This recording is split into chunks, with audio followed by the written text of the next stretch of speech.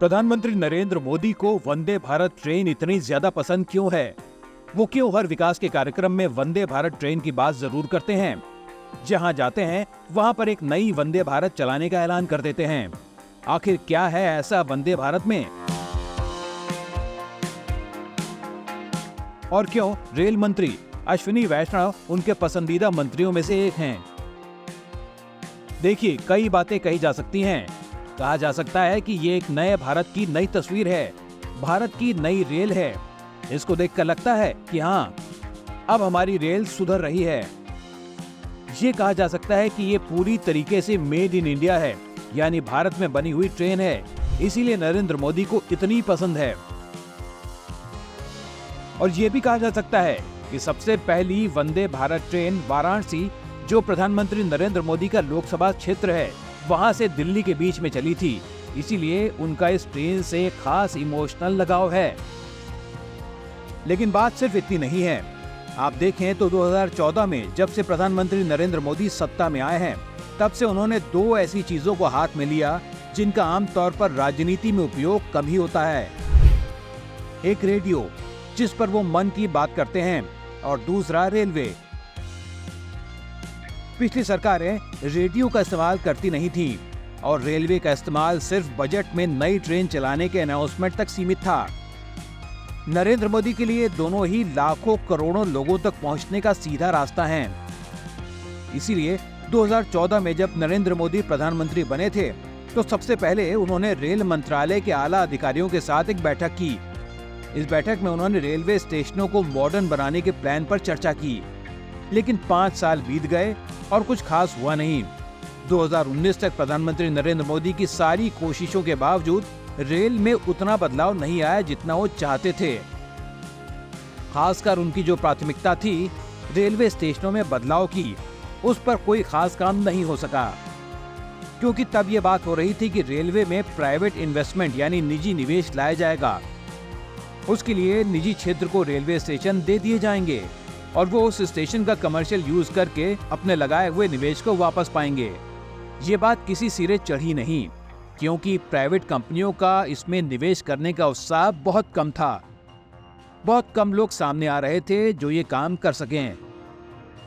इसके बाद 2019 में प्रधानमंत्री नरेंद्र मोदी ने सरकार के सचिवों यानी सेक्रेटरीज की एक कमेटी बनाई, जिसकी अध्यक्षता नीति आयोग के तब के सीईओ अमिताभ कांत को दी गई और कहा गया कि आप 50 रेलवे स्टेशनों को रीडेवलप करने का एक प्लान बनाएं और इसके साथ ही 150 ट्रेनों को भी प्राइवेट क्षेत्र को देने का एक प्लान बनाएं।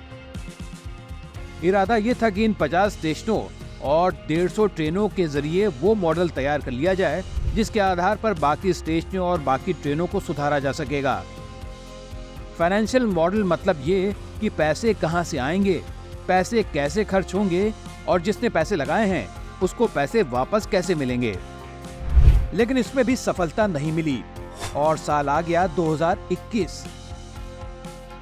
प्रधानमंत्री मोदी, जो शुरू से इस बात को मानते हैं कि रेलवे स्टेशन एक ऐसी जगह है जहां पर वो तबका रोज आता जाता है जो उनका कोर वोटर है, और वोटर के दिल तक सीधे जाने का रास्ता यही है कि रेलवे स्टेशन और रेल में कुछ ऐसा बदलाव हो जिससे वो प्रधानमंत्री मोदी और बीजेपी के करीब आ सकें।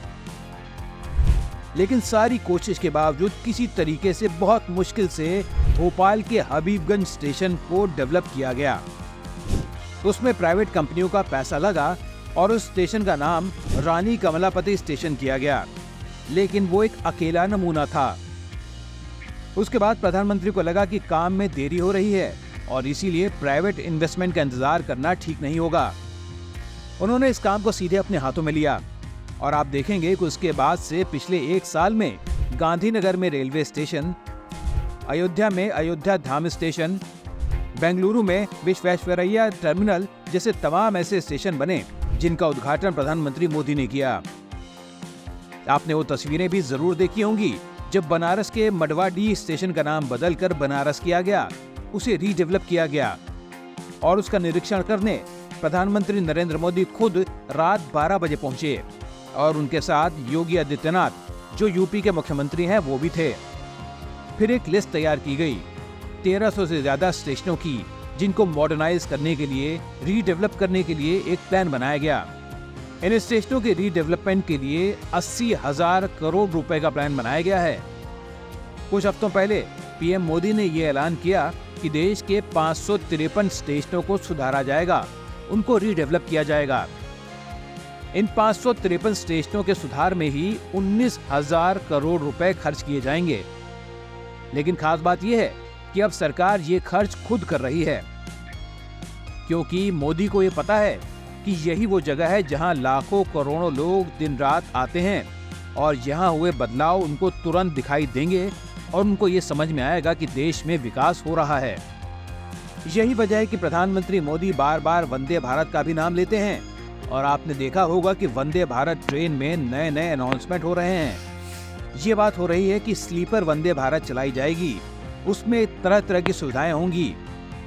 इस पर बीच बीच में रेल मंत्री अश्विनी वैष्णव तस्वीरें जारी करते हैं और अपडेट देते रहते हैं। तो सरकार रेल के माध्यम से अपने कोर वोटर तक पहुंचने की योजना पर बहुत जोरों से काम कर रही है। अभी लखनऊ के गोमती नगर स्टेशन को रीडेवलप किया गया है, जिस पर 385 करोड़ रुपए खर्च हुए।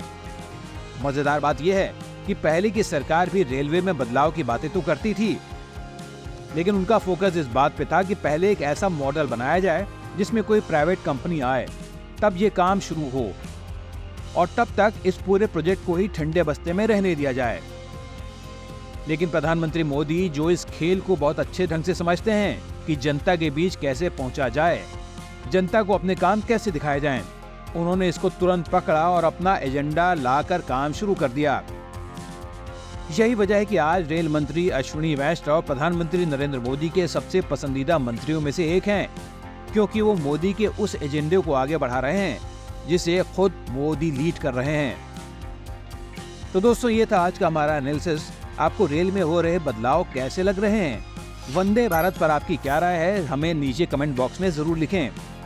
साथ ही चैनल को लाइक और सब्सक्राइब भी जरूर कर लें। कल मिलते हैं अगले वीडियो के साथ। तब तक अपना ख्याल रखिए। नमस्कार।